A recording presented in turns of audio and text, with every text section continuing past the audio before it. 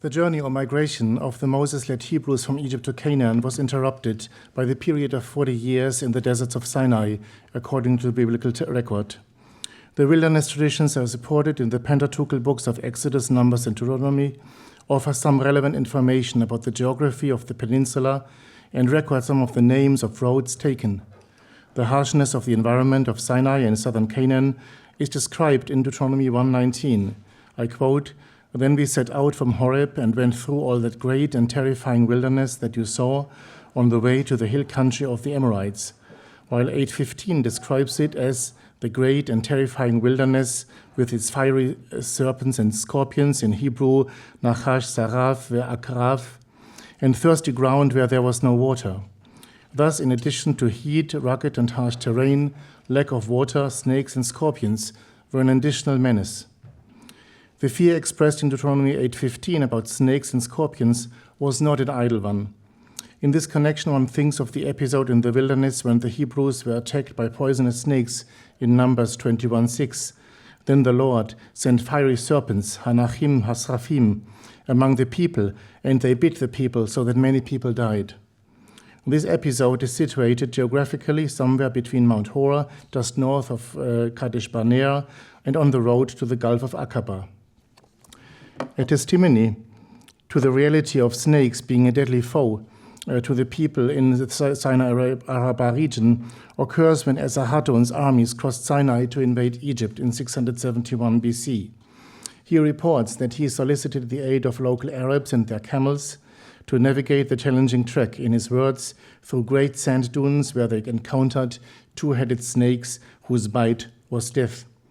In another fragmentary text from the campaign across Sinai, Esarhaddon mentions snakes and scorpions, and in the land of Bazu, apparently somewhere in the northeastern area of the Arabian Peninsula, the king experienced a district in a remote place, a forgotten place of dry land, saline ground, a place of thirst, and 20 leagues of desert, thistles, and toothstones, where snakes and scorpions fill the plain like ants. Snakes and scorpions were indeed perilous for life and travel in and around Sinai, just like Numbers 21 reports. Concerning Numbers 21:4-9, a vast body of literature has been produced seeking to understand this pericope. Our task here is not to review and discuss each interpretation, nor to focus on the literary issues, but to examine this narrative in the light of Egyptian texts, including those from Sinai itself. Serpents appear with some frequency in Levantine religions. Nearly 60 years ago, Karen Randolph Joynes noted that 7 bronze serpents had been uncovered at pre-Israelite cities in Canaan from the late Bronze Age, namely at Megiddo, Gezer, Hazor, and Shechem, mostly from cultic installations. Joynes concluded that serpents in these cults, along with those depicted in plagues and other cultic paraphernalia, were symbolic of fertility and life. In Egypt, it is observed that the serpent played a more protective role. This magico-protective aspect of serpents in Egypt will be further treated below. What is a Nachash Saraf? The meaning of Saraf, according to Köhler and Baumgartner, signifies the color of or burning pain of a bite, and finds cognates, they say, in Ugaritic and Akkadian. This range of meanings has resulted in Bible translations exhibiting numerous renderings, for example, in the Septuagint, deadly snakes. Various Bible translations have fiery serpents, venomous snakes, poisonous snakes, while the New Jewish Publication Society of America Tanakh offers seraph snakes, with a note explaining that the meaning is uncertain. The issue is whether seraph reflects the appearance of its fiery or molten appearance, or the effects of its bite. That means burning and poisonous as a symptom of snakebite venom. In favor of the idea that the saraf means burning or hot, when snakebite is involved from poison, is the possible connection with the Egyptian word seref, which has the determinative of abrasia with flame rising from it, Gardiner sign list Q7. The word's meaning includes heat as a symptom of illness or a fever. The use of the semantic classifier is significant as it is used with Egyptian words for fire, flame, heat, cooking, and torch, all related to fire and heat. Thus, the semantic range of Egyptian serif is similar to that of Hebrew saraf, and they appear to align phonetically. Could the word seraph be Semitic in origin, as a similar root occurs in Akkadian as sharapu and means to light a fire, to burn down, attested as early as the Old Babylonian period? This suggests then that saraf likely entered Egypt at an early stage. The Brooklyn Medical Papyrus 47 to 1848, also known as the Snakebite Papyrus, offers some cogent information on the meaning of seraph.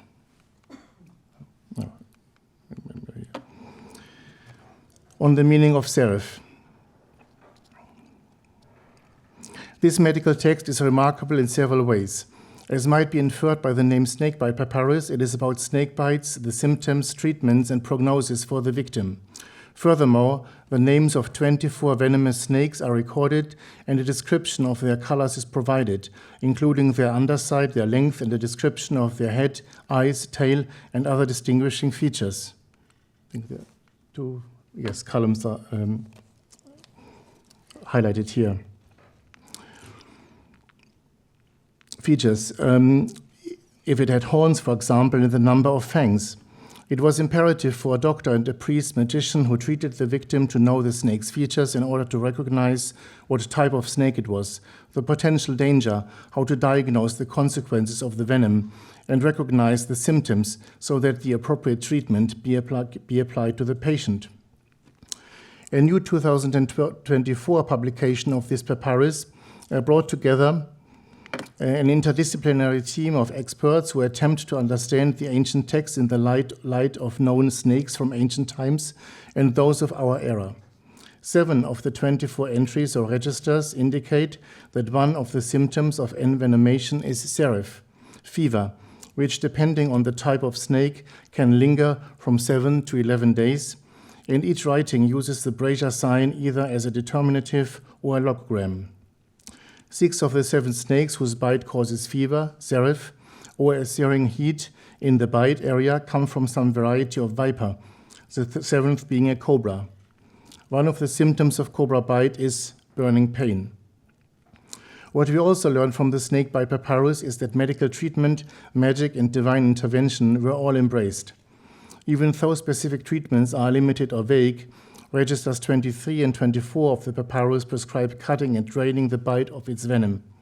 Unknown surgical procedures and emetics were also employed, but typically the generic statement reads, "Let healing arts be performed for him, and he, the patient, will live." The black Garni snake's bite was lethal in Register 16. The doctor could do nothing, and reciting spells would not help. In this case, only divine intervention could save the victim. Indeed, divine intervention is vital to the healing of many bites on this papyrus due to the lethality of poisonous serpents, especially of the deadliest varieties. 20 out of 24 cases insist that a divine healing power is needed for the patient's survival, along with the prescribed medical and magical applications. But in the cases of Register 16 and 17, death follows the bite, and the only hope for survival was the interposition by the prescribed deity. The most frequently occurring name is Horus, 6 times, whose role as a healer and protector is well attested. In later iconography, Horus treads on crocodiles while grasping serpents and scorpions in his hands, although variations of this motif are attested much early in Egyptian history. Seth occurs 4 times in the papyrus, due apparently to his governance over desert and foreign lands, while Re, who battles the enemy serpent Apophis during the hours of darkness at night, appears twice. The female deities Neith, Hathor, and Selket are also named as healers. From the New Kingdom onwards, the imagery of Horus treading on crocodiles while grasping serpents, scorpions, and other wild animals in his hands becomes quite common. This iconography of the young god is initially associated with the god Shed, the savior. Shed is closely connected with Horus, and the iconography is often indistinguishable. Now about the bronze copper serpent of Moses. In response to the attack of lethal snakes, the Lord instructed Moses, "Make a fiery serpent, saraf, a nachash saraf, and set it on a pole, and everyone who is bitten when he sees it shall live." In response, Moses made a bronze serpent, nachash nechushet, and set it on a pole. and if a serpent bit anyone, he would look at the bronze serpent and live.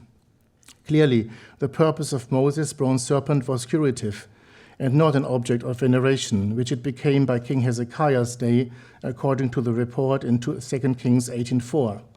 At that time, it could well be that the serpent took on a more Levantine significance as a fertility symbol. Milgram's explanation for this healing dimension of Moses' serpent is the view adopted by many interpreters. He opines, Milgram, that a snake provides the therapy of snakebite is an instance of homeopathic or sympathetic magic, defined as the belief that the fate of an object or person can be governed by the manipulation of its exact image. Baruch Levine likewise spoke of sympathetic magic and how in modern immunology one uses serums of the same composition as the disease or virus to fight its infectious effects. In Egypt, while snakes were feared and their bites were potentially deadly, they were both villains and heroes in religious and mythic settings. Apophis, for example, the arch-enemy of the sun god Atum Capri Re, is a large serpent. The repeated motif of the sun god battling Apophis from his solar boat or standing on land with spear in hand portrays this nightly clash with the sun who invariably triumphs and is reborn every morning. Additionally, other serpentine demons try to impede the journey of the deceased to the presence of Osiris. At the same time, while Re battles from his bark, there are instances where he is shown surrounded by the snake Mehen, the protector. This imagery illustrates that at the same time as the destructive power of Apophis was unleashed at the sun god, he in turn was defended by another protective serpent. In the snakebite papyrus register 15, there is a snake called the Great Snake, which is identified with Apophis and has been identified with the boomslang. It was one whose bite leads to immediate death. One of the most potent symbols of protection for the king was the placement of the cobra or ureus on the crown of the king. This royal protector is equated with the snake goddess of the delta city of Buto, combined with the vulture-headed goddess Nechbet.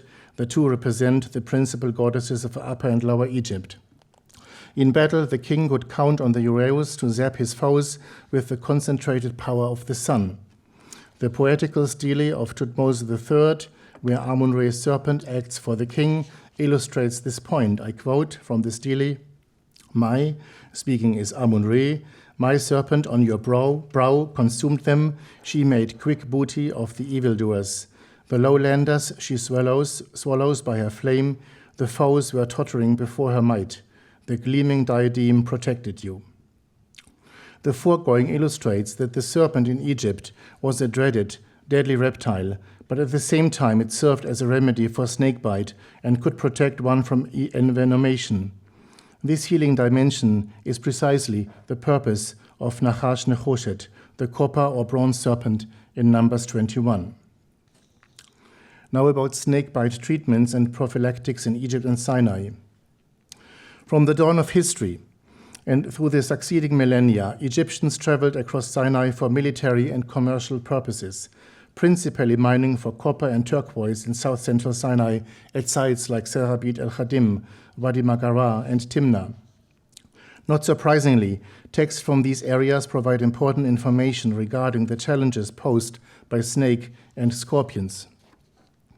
There was apparently a desert road that began near the Cairo suburb of Heliopolis that led east to the northern end of the Gulf of Suez in New Kingdom times and possibly earlier. The beginning of the route was marked by a statue of Ramesses III, so early to mid-12th century BC, that included 10 different snakebite spells, some of which find parallels in the Brooklyn snakebite papyrus and the Bremner Rind papyri. Etienne Drioton, earlier this century, identified the statue as prophylactic to aid expeditions and travelers who traverse the dangerous desert, apparently east into Sinai or to the port fortress at Tel Kalzoum at the head of the Red Sea, where Ramesses III had built an impressive fort to support mining and trade operations. From there, expeditions could continue south by land to the Serabit el-Khadim area and further east to the mines of Timna. The first formula on the statue states, spells for exorcising a scorpion, and ends with seal the mouth of every reptile. And the 9th formula begins with a spell for exorcising the horned viper. Here too we find Horus as a prominent deity for protecting and reviving individuals. His name occurs 16 times and twice reference is made to the wife of Horus who works with him. At Serabit el-Khadim, some of the 12th dynasty's stelae contain rosters listing the names of officers, clergy, and other members of the expedition force. Such records of the mining missions for some reason were discontinued in subsequent centuries. It is safe to assume that the same types of personnel would have accompanied New Kingdom-era expeditions. Of interest to the present study is the title, highlighted here, Chereb Serket. The first sign is a baton or scepter that is used in the words sechem, meaning power, and chereb, meaning control. When used in titles, it generally means controller and administrator. The second sign is that of a scorpion, with the tail and stinger removed, so that the sign itself does not magically sting someone. It is the sign used when writing the name of the goddess Selket. Gardiner, sign list L7. Ellen Gardiner translated the title literally as Staff of Selket, with the idea being that this priest-magician has command over the goddess Selket. Other translations are Controller of Selket, while some Egyptologists offer the title Conjurer of Selket. One wonders if the title originally described a priest-magician of Selket who carried with him a particular rod or staff that was related to his art of dealing with snakes and scorpions. Interestingly, there is the vase staff that is commonly carried by deities. Remember Manfred Bitak's talk earlier with the 400-year stele, it showed the god Baal holding the vase scepter. And this vase scepter, the top of this scepter is thought to represent the head of Seth, while the crescent-shaped bottom was designed for controlling snakes. It may be that the Chereb Serket wielded such a staff to control snakes. Snake charmers in rural Egypt in modern times use short rods to control cobras. In addition to this professional role, several other types of physicians, priests, and charmers were engaged in treating snakebite in general and in Sinai specifically, demonstrating that in this remote region, snakes were a real threat and that these professionals would accompany mining and military expeditions. Although Selket is represented by a scorpion, her role includes protecting and healing both scorpion stings and snake bites, as the authors of the recent snakebite papyrus publication have observed. Snake and scorpion bites both needed immediate treatment to remove the venom and prevent the death of the patient. As noted above, the Ramesses III prophylactic statue offers spells against scorpions and snakebite. This crossover, namely the scorpion goddess fighting a snake, is witnessed in the 7th hour of the Amduat, one of the Egyptian guides to the underworld, which shows Selket, here to the left, stabbing and dismembering the Apophis serpent. The connection between the two venomous creatures in that both deliver a neurotoxic poison that, among other things, can cause asphyxia. The divine name Selket literally means the one who lets breathe. Helping a person suffering from such toxins requires the doctor and or the priest or charmer to assist with breathing, as seen in Papyrus Brooklyn, Register 23. Now, some writings of the name Selket use another determinative or classifier. To the top here. This sign shows the scorpion with its tail intact, and it is perched on a short pole at the bottom of which is the Shenu sign, an elongated version of which is the cartouche or protective circle into which royal names were written. The inclusion of the cartouche at the end of the stick finds a parallel in a number of staves or standards, such as the royal car, and some other examples are given here. The inclusion of the Shenu sign might imply that Selket's protection encircles people. The practice of mounting deities and items on poles is widespread in Egypt from the earliest periods of Egyptian art, such as on the Narmer palette as shown here. There is another, possibly intriguing association between deities on poles and healing or protecting against snakes, namely the lotus plant or water lily, in Egyptian Sesheni.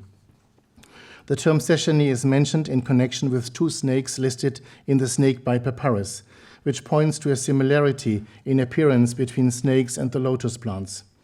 One of the spells on the Ramesses III statue records the goddess who bore Horus declaring, I quote, "I have brought a lotus of 7 cubits size and a lotus bud of 8 cubits to cool the raging venom that issued from the god's body, which is in the body of the one who has been bitten. Horus is healthy again, just like yesterday." Benson Hara, a medical doctor and Egyptologist, has written on the medical efficacy of the lotus plant. As a narcotic, it reduces pain and promotes sleep by depressing the central nervous system.